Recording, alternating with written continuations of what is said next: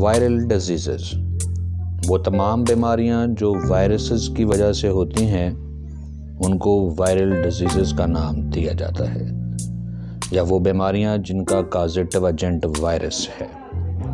یوں تو وائرسز کی وجہ سے بے شمار بیماریاں ہوتی ہیں، جن میں سے بہت ساری بیماریاں مہلک ہیں جو انسان کی موت کا باعث بنتے ہیں، لیکن آج کی اس ویڈیو میں ہم صرف ان بیماریوں کا ذکر کریں گے جو پاکستان میں اور دنیا میں بہت کامن ہیں۔ ان میں سے ایسی ایک بیماری اسمال پاکس یا چیچک کی بیماری ہے۔ اس بیماری میں وائرس انسان کی جلد پر حملہ آور ہوتا ہے، خاص طور پہ چہرے کی جلد، اور وائرس کی وجہ سے جلد پر گہرے نشانات پڑ جاتے ہیں، پیٹڈ سکارز۔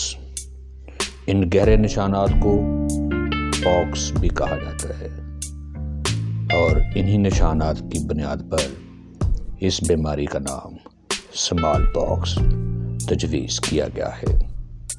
اب یہ وائرس کون سا وائرس ہے اور یہ ایسا کیا کام کرتا ہے کہ انسان کی جلد پر گہرے نشانات پڑ جاتے ہیں، پیٹڈ سکارز پڑ جاتے ہیں؟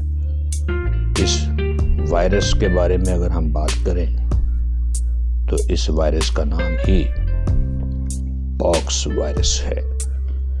یہ ایسا وائرس ہے جس کے ارد گرد انویلپ بھی ہے، کیپسڈ بھی ہے، اور اس کا genome, genetic material D N اے کی فارم میں موجود ہے، ڈی این اے کی شکل میں ہے۔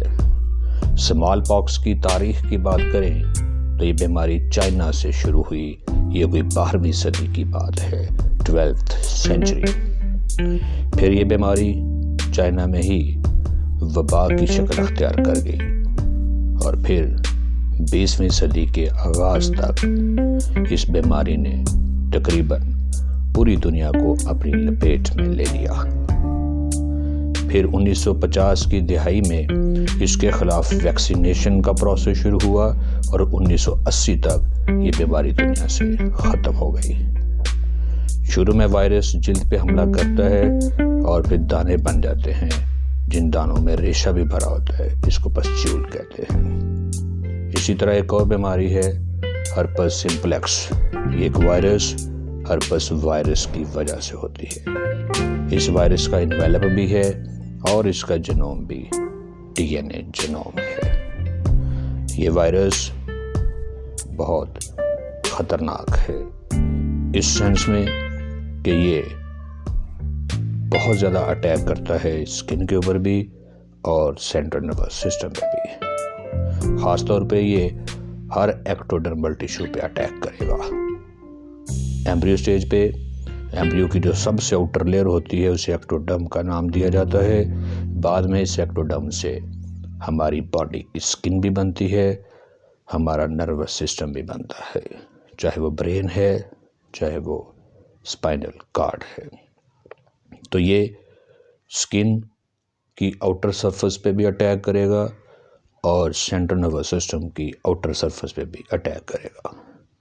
اسکن میں یہ ماؤتھ کے اندر بھی حملہ آور ہوگا، اور وہاں پہ سرخ زخم بن جاتے ہیں، واسکولر لینز بن جاتے ہیں، جن میں سے خون بھی نکلتا ہے۔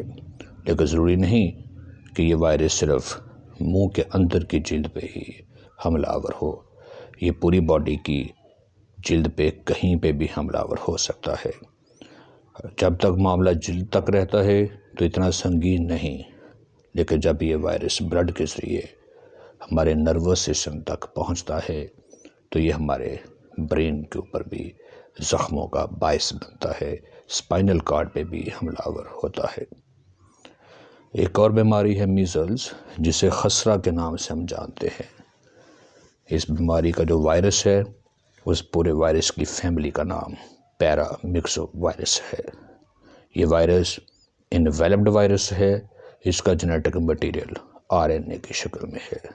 خسرہ کی نشانیاں، علامات، پورے جسم کے اوپر سرخ دانے بن جاتے ہیں، خاص طور پہ منہ کے اندر بھی سرخ دانے بن جاتے ہیں، ساتھ کھانسی ہے، بخار ہے، تھکاوٹ ہے، اور ناک بہتی ہے۔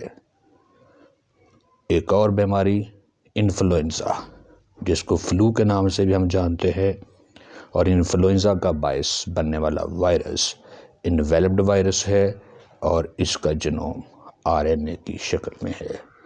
یہ وائرس فلو کی بیماری کا باعث بنتا ہے۔ پھر ایک اور بیماری ہے ممپس، جس کو اردو میں کن پیڑے اور پنجابی میں پپو کا نام دیا جاتا ہے۔ اس بیماری کا باعث بھی پیرامگزو وائرس ہی ہے اور RNA وائرس ہے۔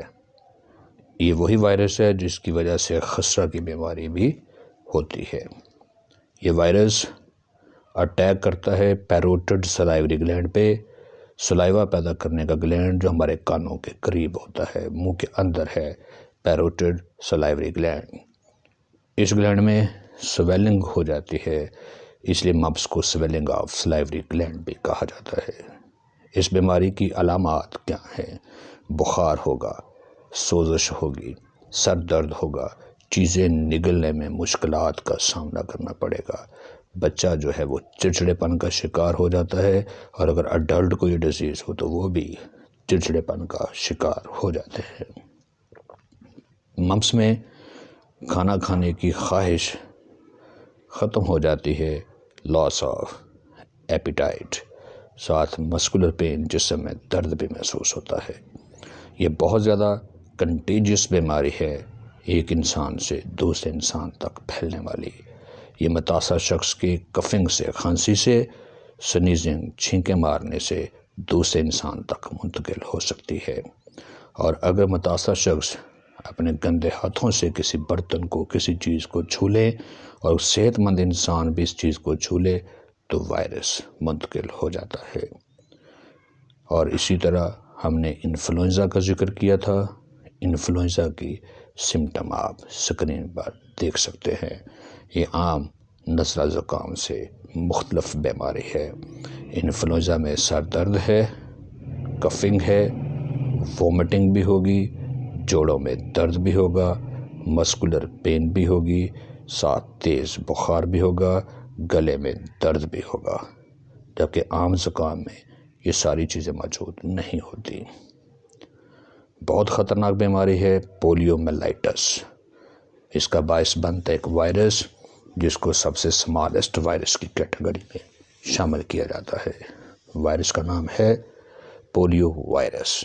اس کا جنوم بھی RNA کی شکل میں ہے، اور یہ انویلپڈ وائرس ہے۔ اس بیماری کا نام پولیو میلائٹس کیوں ہے؟ گریک لینگویج کا ورڈ ہے۔ پولیو کا مطلب ہے گرے میٹر۔ یہ ہمارے برین یا اسپائنل کارڈ کا اندرونی حصہ ہوتا ہے، گرے میٹر، اور میلائٹس کے ساتھ اس کا مطلب ہے سوزش، تو برین اسپائنل کارڈ کے اندر سوزش پیدا ہو جاتی ہے۔ یہ وائرس گندے پانی سے، ٹوائلٹ کے واٹر میں سے انسانی ڈائجسٹو سسٹم میں پہنچتا ہے۔ ڈائجسٹو سسٹم میں سے یہ وائرس بلڈ میں داخل ہوگا، بلڈ میں سے یہ ہمارے نروس سسٹم میں داخل ہوگا، اور نروس سسٹم میں سے یہ موٹر نیورون کو ڈیمیج کرتا ہے۔ وہ موٹر نیورون جو نروس سسٹم کا میسج ہمارے مسلز تک پہنچاتے ہیں، جب یہ نیورون مر جائیں گے، ان کو نقصان ہوگا، تو متاثرہ شخص کے مسلز تک نرو امپلس نہیں پہنچے گی، مسلز کام کرنا چھوڑ دیں گے، پیرالائسس ہوگا، انسان فالج کا شکار ہوگا۔ اور جسم کا ایک اصول ہے، جو مسل کام نہیں کرتے ان کو ڈیٹیریوریٹ کر دیا جاتا ہے، توڑ دیا جاتا ہے، اور مسل مستقل طور پر ضائع ہو جاتے ہیں۔